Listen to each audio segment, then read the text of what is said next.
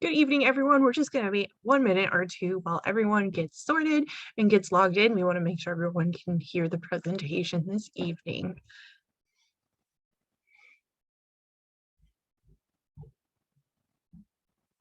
Feel free to drop your name in the chat, say hi, say where you're listening in from if you like. We're just going to give everyone 1 more minute before we get started with our book chat favorites of 2021.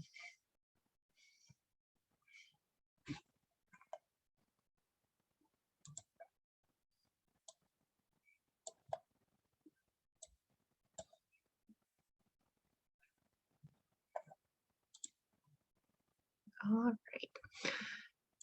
Well, let's get started. Good evening and welcome to Milwaukee Public Library's book chat. Each month we focus on a different theme. Occasionally we bring a guest, but at the end of the year, we give you all of our favorites. My name is Beth and I'm the adult librarian at the East Library.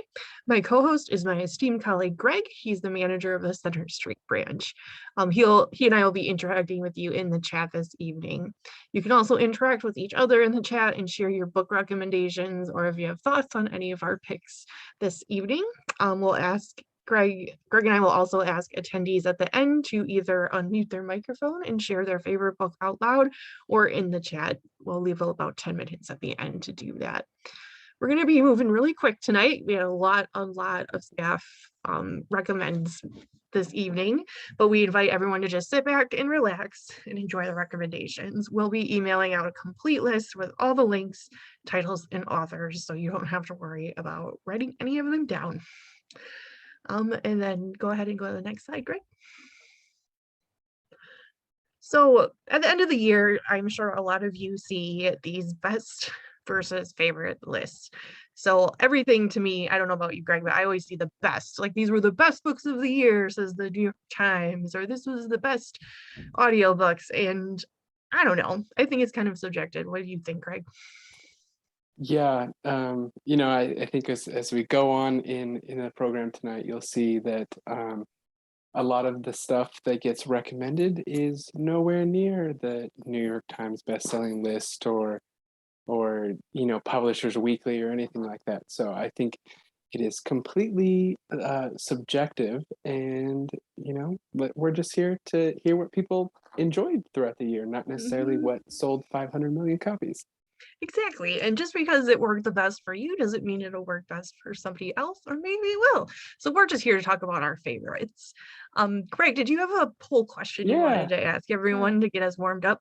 So speaking of best, we have a poll for you guys to guess the most read book of all time. This doesn't include anything like the Bible, religious texts, ideological, or philosophical books. So feel free to guess what you think is the most gross-selling book of all time. I have no idea. Yeah. I don't even know what that last one is. Dream of the Red Chamber. I have not heard of that. I was surprised sometimes. Okay. All right. So, and I don't think there is a true answer to this, because as you'd imagine for Don Quixote, I doubt that they were keeping sales statistics in the late 1600s and 1700s. So but what's the answer? The answer is Don Quixote with like over 500 million, something like that, and followed by The Hobbit with 140 million. Harry Potter and the Philosopher's Stone is the third, I think. Yeah, but as far as the best-selling series, it's Harry Potter all the way. If we were going to go that way, so Harry Potter is sort of on the top, I guess, if you think about it like that. Interesting. And you pulled that from the Guinness Book of World Records? Yes. Awesome. So we have a couple more that we can do throughout the program, or whenever you want to do. Okay. Just for a fun spot, we can do one. Perfect. Let's move on to the next slide. So Greg and I just kind of pulled together a list of places that, along with our program tonight, if you are interested in seeing some other best of or year-end lists, I go through all of them because it's a personal thing that I like to do. So of course you have the New York Public Library. They have their best books of the year. Goodreads Choice Awards of 2021. And you can also go on to, I think, the New York Times, and they had a variety of lists. I really like doing the NPR Book Concierge myself. You can go to the next slide. I really like Goodreads because they give you the best books for you depending on what you read. So that's why I like Goodreads.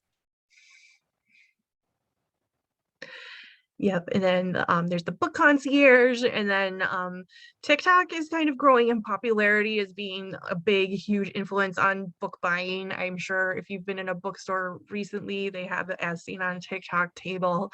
So there was some articles that I found, and no best of list from TikTok, but just books that are being spoken about. That's such a new platform that I'm sure in the years coming we'll have, maybe TikTok awards. I don't know. We'll have to see. I bet so. And go ahead, next slide. Yeah, and then I'm a big audiobook listener, so I wanted to make sure to highlight that there are audiobook best year and lists, including from Libro FM and Audiophile. I'm sure Audible has one as well. What I do is go through those lists and write down the ones that I want to listen to, and then I go look at Hoopla or Overdrive myself so I can check them all out. So we typically have all of those. Yeah, we're lucky as librarians that we get access to, or I used to get a lot of those, like, Kirkus reviews. So that's great, but if you don't have access to those, these are a really great resource. Excellent. Next slide, please.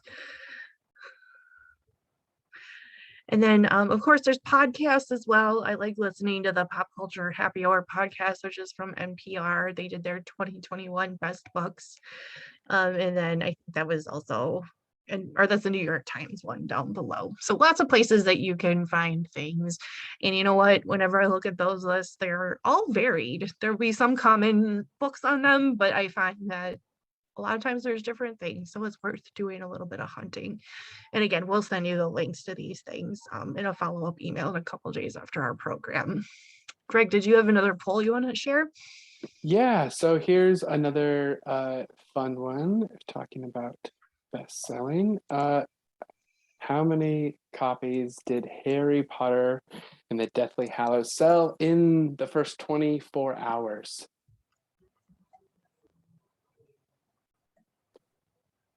This one really surprised me. Oh, it looks like people are getting the answer, maybe. I always have to be careful when I do the polls, not to make it like the obvious one,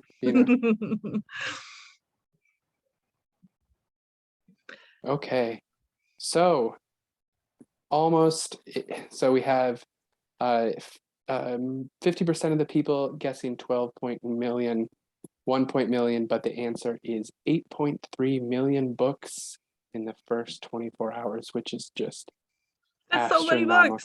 Astronomical. So many books. All right. Very good. And then one last recommend is Library Journal. They are blocked by a paywall, but you can see certain articles. I do write for them, so I had to mention it. Caveat. Okay, next slide. Besides all these great year-end lists, I would like to remind everyone we've been doing book chat once a month for the past year, and we did book chat even in 2020. So make sure to check out our YouTube channel, the Milwaukee Public Library's YouTube channel. We've uploaded most of our programs there. So if you've missed any of our special guests, you can still watch them at your leisure on YouTube. Last month, Greg and I got to talk to Rachel Housel Hall, which was an amazing conversation. She's a thriller writer, and it was a really fun interview. Yeah, over this past year that you've been doing them, you've had like really varied authors and different subjects. So definitely recommend it if you're looking for just something interesting to listen to or a new book recommendation. Yep, and lots of local people as well. When we talked to John Giza and Vente Paro, that was really illuminating. And we got that guest because they stopped in at your branch, right, Greg? That's right. You never know who's going to walk through the door. Awesome. Go ahead. Slide. Along with our YouTube channel, you can follow along on social media with the Milwaukee Public Library. We do staff recommends and readers advisory, wonderful virtual programming on all of our channels. There's just some pictures of staff and patrons holding up their library card. So make sure to sign up for our newsletter or follow us on Instagram, Twitter, Facebook, all the good stuff, whatever platforms you use to keep up with all the good work that everyone is doing. It's been a weird, hard year, but I think we're making it work. All Next right, slide. so I get to start off. I don't know why she gave me this honor, but I'll do it. So, when I was coming up with my, I was like, well, what books did I even read this year? I don't know if you guys have that problem. You're like, well, I don't even remember what I read in last January. So luckily on our library catalog, you can opt into reading history. So I just went back to my reading history and I picked the 2 books that stood out to me most that I remembered about. The first one is Mythos by Stephen Fry, who is a hilarious comedian and actor. This book was technically written in 2019, but I didn't read it till 2021, so I'm counting this in my best of 2021. He is hilarious. He's absolutely hilarious, and so it's like a retelling of your classic Greek myths in a more modern language, but he makes, the stories are already really outlandish, of course, but he adds a bunch of really great humor into them, and it's really great if you're looking for something where it's like you have 15 to 20 minutes to read, like on your break. That's when I always read them, because it goes through each god or hero. So it's really great for that. Yeah, and there's actually 2 more written in the series. He did one on heroes, and I think he did one about Troy. So recommend that one. And the next one is one I'm currently reading now, The Hero of Two Worlds by the Marquis de Lafayette. Mike Duncan writes this. He's really got famous for podcasting, I think. He did like a Huge Revolutions podcast, which I've always loved. But he's a really accessible author. I mean, the Marquis de Lafayette had a huge history back in France and then in America and then back in France for the French Revolution. And he's just a really talented writer that breaks down all of these complicated historical subjects into really a fascinating, easy read. So yeah, here's mine. Those are great picks. I love that. I had the opposite problem of Greg. I read too many books this year, so it was really hard to narrow them down to just 3. I could have probably picked 10 or 15. I listen to a lot of audiobooks while I'm cleaning up the house and otherwise doing work like putting together a slideshow. So audiobooks has been a really great thing for me this year. Also when I've been driving back to work in person. But my first pick, I used to be a pretty big fantasy reader when I was younger, and I kind of got away from it. But this year, I kept hearing just wonderful things about this book called Iron Widow by author Sharon J. Zhao. And it was just, I'm not quite done reading it because my fantasy reading muscles, like my coworker, we were talking before we started, they're a little rusty. And there's a lot going on in this book, and there's a lot of battles. And it's basically Pacific Rim meets The Handmaid's Tale, and it's set in a dystopian future China, and there's these girl and boy pairs that have to fight in these huge fantastical warrior machines, and it's really bloody and brutal, and the main character is just this fascinating woman who is brutal, bloodthirsty, and out for revenge, and it really just hit me in my good spot in 2021. And I actually have a video from the author describing the book in a much better way than I can, but we'll get to that after my other 2 picks. So pause on Iron Widow. My second choice is called 7 Days in June by Tia Williams. It's a romance book. And I listened to this one, and the narrator was just phenomenal. Like one of the best voices that I have listened to, just captured my attention. And I would kind of drive around the block a couple extra times to keep listening because it was so good. The narrator brought the characters to life, and it's in a dual point of view. So there's the 2 main characters, and the narrator did a really good job doing both of the voices. It's really also balanced between difficult and traumatic flashbacks, because these were 2 people that were in love when they were very young, and some tragedy broke them apart, and they've reconnected now that they're adults. and they're trying to see if maybe a relationship can work. And I really love that they were both authors and they were both really famous, and their first meeting when they're older is on stage at a panel for like a literary event, like the ones we put on at our library, and they did not know they were going to be there together, and whew, it's a little heated on stage with some argument. And I was just thinking like what I would do if I was the moderator for that panel. So it's just really excellent, and I feel like it's one of the ones that's a little under the radar that should not be under the radar, and everyone should read it. Okay, and then my last pick was The Perks of Loving a Wallflower by Erica Ridley. This one just came out very recently, I think in November, and it features a blue stocking kind of nerdy woman who is trying to find her way in society, and her family needs her to get married, and she ends up falling for a very probably not appropriate. She can't marry this person. It's a non-binary presenting person who is also a thief and kind of involved in a found family that is kind of a Robin Hood style family that steals from the rich and rights wrongs done to those that are less fortunate and have less power in this society. It was so good, and it's kind of where I see the future of historical romance going, so definitely pick that one up. I knew you were going to have some romance books. You got to. I review knew you were. romance for Library Journal. It's my favorite, so I can't help it. All right. If you want to go to the video, I'm gonna mute my microphone so you all can listen to Sharon J. Zhao talk about their book. Hello, I'm Sharon J. Zhao, the author of Iron Widow, a YA science fantasy novel releasing September 21st. Iron Widow is a Pacific Rim meets The Handmaid's Tale reimagining of the rise of Wu Zetian, the only female emperor in Chinese history. I like to describe it as 400 pages of female rage, conducted through giant mechas inspired by mythical creatures from East Asian mythology. It blends tropes from sci-fi and fantasy, with the science part being derived from concepts in traditional Chinese medicine. For example, the pilots connect to their mechas through acupuncture needles. This book is basically a wild blend of my love for anime and my love for Chinese harem dramas, because I simultaneously have the tastes of a 7-year-old Japanese boy and a 62-year-old Chinese auntie. And speaking of harem dramas, even though I use The Handmaid's Tale in my pitch because it's familiar to Western audiences, Chinese harem stories have actually been playing out the female dystopia angle for a long time.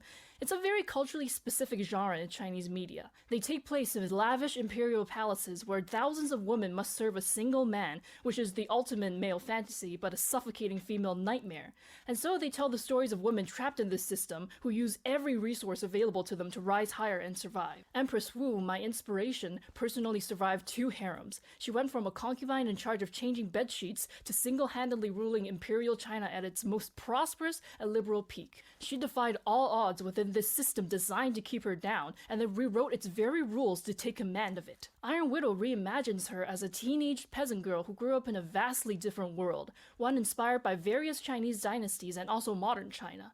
It's a world where humanity hides behind the Great Wall from massive alien invaders called Handans, and deploy equally massive mechas called chrysalises to fight them. These chrysalises must be piloted by a boy-girl pair, but while male pilots become legends and celebrities, the female pilots are treated as their disposable concubines, because they have a much higher chance of dying from the psychic link between pilots during battle. See, this is where the harem drama inspiration comes in. The story kicks off when Zetian enlists herself as a concubine to assassinate the male celebrity pilot who she believes killed her older sister. She ends up doing this through the battle link itself, which shakes her world because female pilots are not supposed to be able to kill male ones. She is then labeled an Iron Widow, and her society will rather her be executed, but since the army desperately needs pilots of her caliber, she is paired with the strongest male pilot alive, who is also controversial because he is technically a death row inmate. They expect him to tame her, but she is of course not going to let that work. She will leverage every advantage available to her to fend off the endless string of people who want her dead until she can find out the truth behind why the pilot system is so misogynist. I am carrying on a long tradition of Chinese writers rewriting iconic figures from our history with a fantasy flair, and I hope you enjoy it.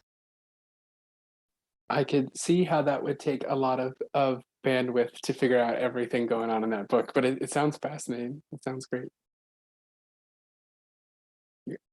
I'm muted. I'm like, it's so good. I'm yelling. It was, yeah, it's really good, but definitely a book that you need to give your full attention to or read slowly and put it down and think about it. So when you have time. highly recommend. And So- there's going to be another one. Oh, wow.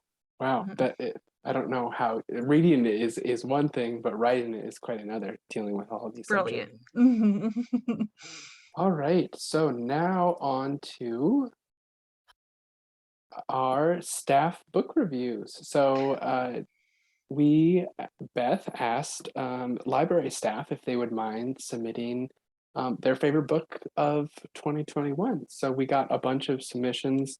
Unfortunately, we couldn't get them all in because we got so many, but we picked a random bunch and we thought that we would just share them with you. Do you mind if I think go we first? yeah, for sure. I think Yeah. we had 30 submitted and not one duplicate out of the bunch, which was astounding to me.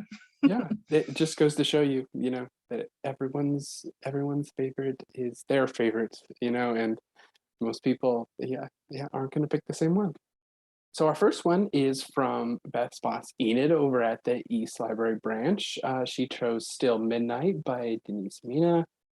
She writes, Denise Mina's detective, Alex Morrow, got me through MPL shutdown and therefore saved my life. Solving crime in Glasgow, Scotland is Detective Morrow's specialty. You won't want to put Mia's book down if you're looking for a great mystery escape. I think my wife reads this series. It sounds very familiar to me.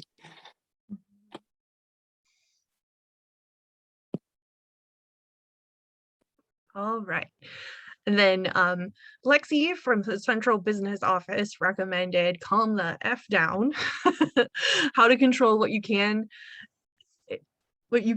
accept what you can't, so you can stop freaking out and get on with your life. A common theme amongst our staff was things that helped them get through lockdown and when we were sent home to work from home or work for the health department, as a lot of our staff did. So Lexi said they really enjoy this lighthearted self-help book along with others by the author, so Sarah Knight. The author's writing style is less formal and more raw and speaks from experience. She covers all kinds of different anxiety-provoking situations and provides perspectives on all of them. Lexi also said, sometimes it's hard to feel empowered when struggling with anxiety for so long, but her book made me feel more empowered to better tackle anxious feelings in moments. So definitely check that one out and the other ones by the author. I always recognize her covers. Yeah, they usually have cuss words, And I'm like, yeah. Thanks, Lexi. All right, so our next one is from my friend Amy over at the Good Hope Library. So she chose Everyone Knows Your Mother is a Witch by, I hope I get this right, I'm sure it's like Swedish, Rivka Glatchen? I think I did pretty good on that. So she said, what I love, this is completely different time. So it's set in Germany in 1600s. And it's based on something that really happened. So I didn't know that. And it's also completely contemporary, even though it's older. So the main narrators are Catherine, the witch, and Simon, her neighbor. But we also get to read the depositions of her accusers and the defenders judiciously interspersed throughout the narrative. So that actually sounds kind of interesting. Thank you, Amy. Thanks, Amy.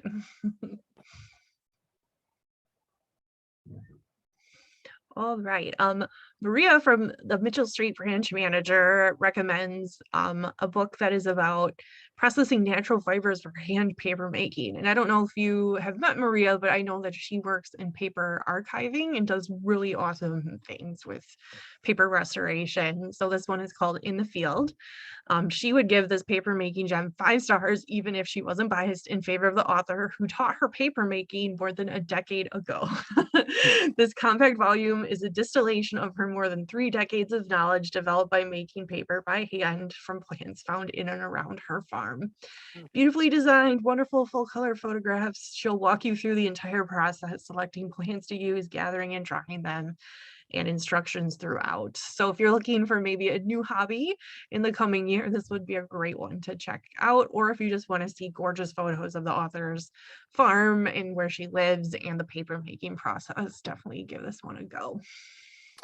Yeah, I know if Maria's reading it, the book itself is probably really beautiful too. Yep. So I'm sure it's great. I was not expecting this recommendation at all, so I'm really glad I know about it.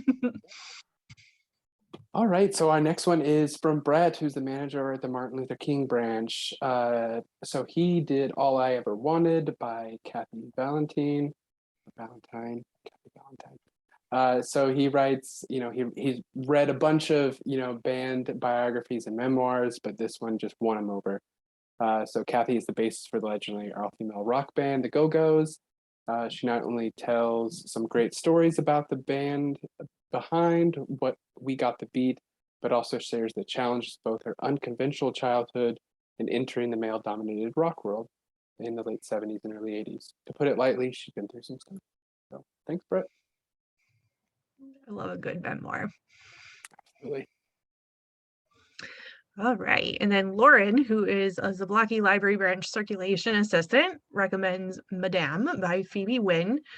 If you've been engrossed into her academia movement and have not read this under the radar title, please do. It has all the parts needed for a dark, twisted tale. There's an unassuming heroine, a distant boarding school along a foggy Scottish coast, overprivileged students, plenty of mysterious, inaccessible hallways and classrooms, and an enigmatic yet alluring professor and coworker. Do not miss this gothic feminist tale.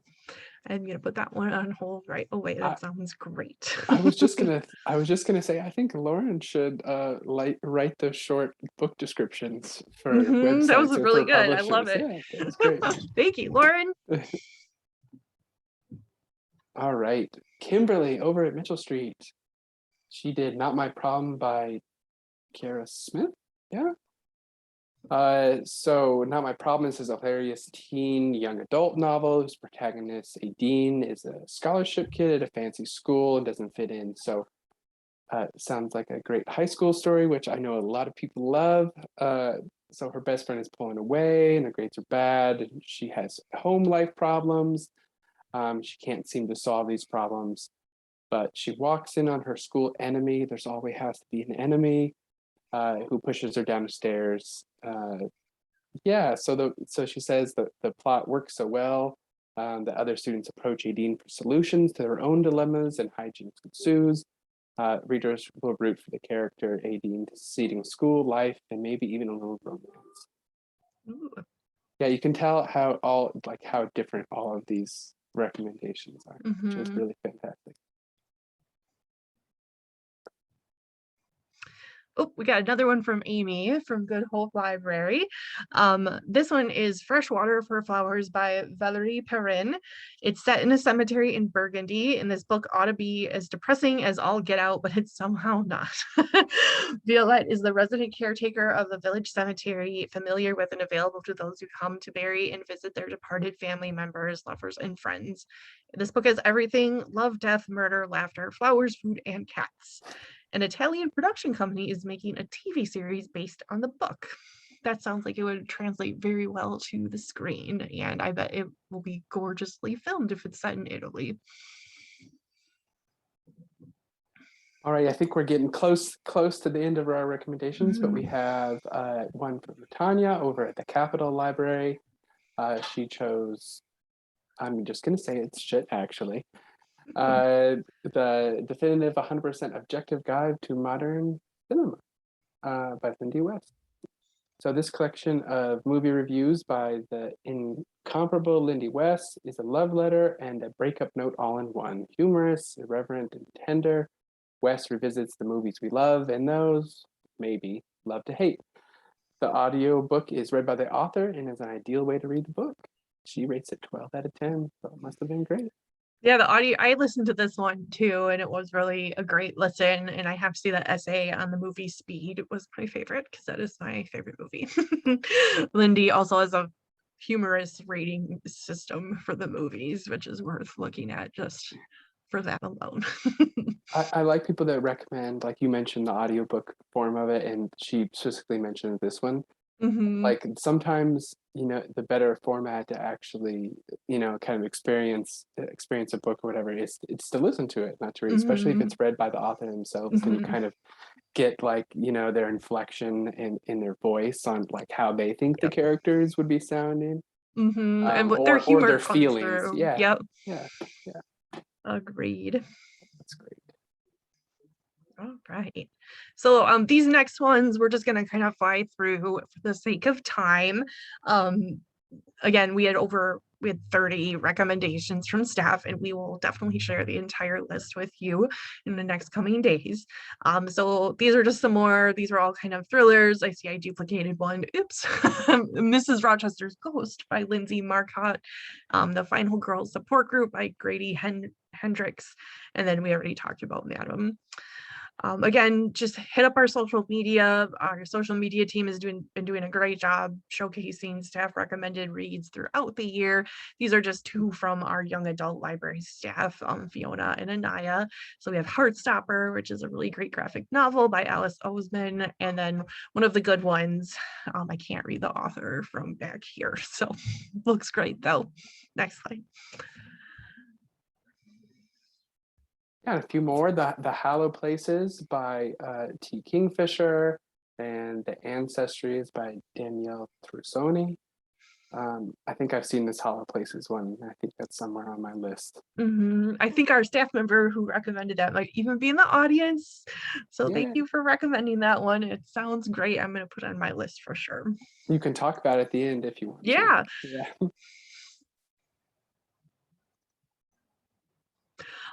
We also have a really awesome graphic novel collection and comic books. These are just two of hundreds and hundreds that we have. So staff recommended Spy Family by Tatsuya Endo and the East West, The Apocalypse Year One. I think there's many volumes of both of those. So if you do enjoy them, you can really go on a big binge. All right, and a few more mentions. We have The River King by Alice Hoffman and The Little Life by Hanya Yagihara. Yeah. Anya Yanagihira? Yeah, great. You're much I think, yeah, at pronouncing Japanese names than me. And I think both of these are backlist titles, so they've been out for a while, but it's always great when people have favorite reads from whatever year it is, because let me tell you, you can't keep up with all the new releases. Impossible. You could pick one year in time, and you could never get to the books published in that year that you wanted to read if you tried. Nope. And then there was quite a few romance picks too, which I was happy to see. I do believe our coworker Tanya, they recommended Get a Life, Chloe Brown and the Brown Sisters trilogy. You could get all three of those books right now. The last one, actually, Age Eve Brown, just came out earlier this year. Portrait of a Scotsman by Evie Dunmore. I do believe there's more in that series as well. One Last Stop by Casey McQuiston. And then one that I wanted to make sure to highlight was For the Love of April French by Penny Ames. It's a lovely romance written by a trans author and featuring a trans protagonist. And it was just haunting and beautiful. And I loved it so very, very much. Yay. Oh, before we do this, let's do one last poll. So one more weird question to round out our evening. So what was the youngest person to write a published book? And I got all these from the Guinness Book of World Records, by the way. So I'm not just like pulling them from Wikipedia or anything like that. You're a librarian, Greg. I am never. Yes, I always check my sources, of course. Yay. Okay, so the answer is 4. So 3 of you answered the correct 4. I couldn't believe it. A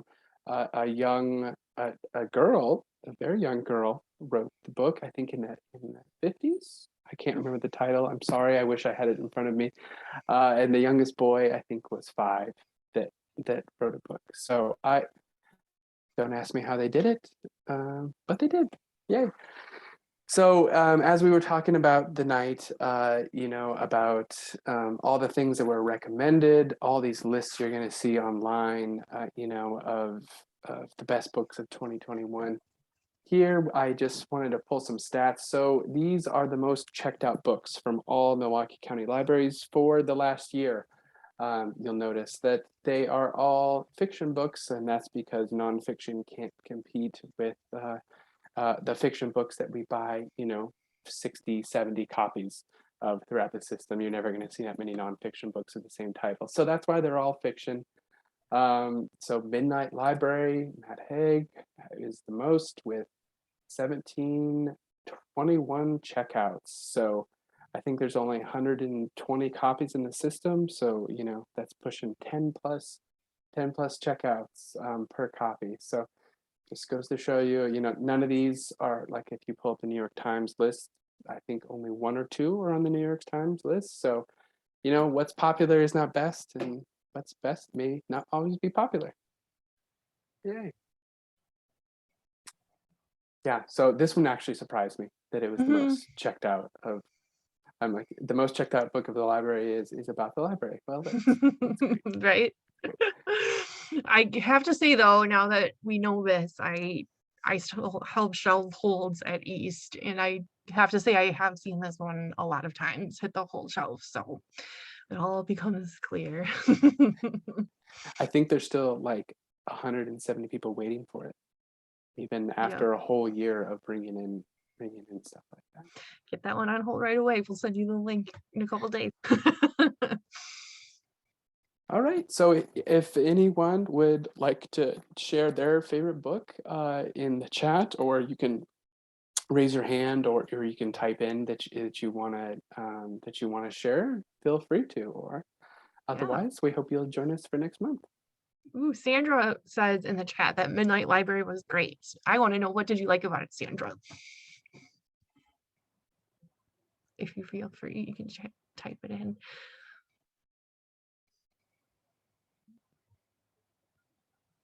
Or did anybody else want to talk? Or who's got their hand up? Rachel, yay. We should be able to hear you now, Rachel, if you unmute. Okay, can you hear me? Yep. Do you see me or just hear me? Just hear you. Cool. All right, yeah. So I know you mentioned the book I put a recommendation for. Hang on a sec. It was The Hollow Places, and it is very good. So if you get a chance to pick it up, I highly recommend it. It's actually based on a book that, a short story that was written, I'd say probably in the early 1900s, that I've actually read, and it was really creepy and awesome. So it was really cool to read a modern retelling of it. And also it's really funny. The author is very funny. So scary and funny is always a good combination. And I'm also reading her first book right now, her first horror book, The Twisted Ones, and it is also very good. So I highly recommend the author. I think she's also a children's author that writes under the name Ursula Vernon. Okay. So, yeah. Multi-talented. That's amazing. Thank you for sharing. We were so glad you submitted your recommendation. Thank you for having me. Absolutely. Thanks, Rachel. All right, and then Sandra said Midnight Library was great because it reminded them of Run Lola Run, which is a really cool movie. So that makes me even more intrigued to check that one out myself. Does anybody else want to go? Oops. Let's see. I don't see any more hands raised. That's okay. We gave them a lot of recommendations. We did. We did. We really did. Yeah. Why don't we go into the next slide? Yeah. Oh yes, I almost forgot about this. I did too.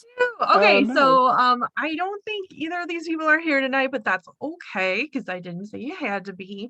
So for registering, we were giving away a couple prizes for registering for this program, because even if you're not here live, we'll email the recording out in a couple of days.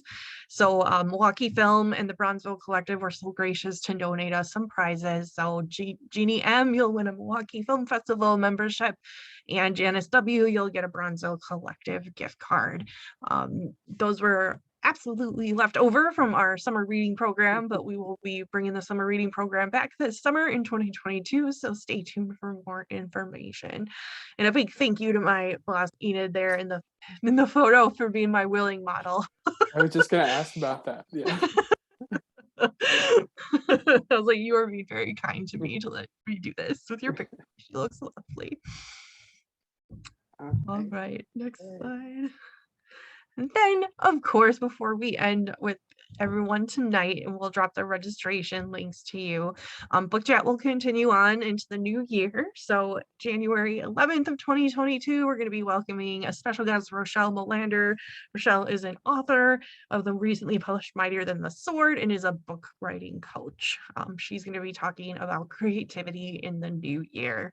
And then in February, we're inviting the owners of the recently opened Labrevo Books, which is a boutique bookstore.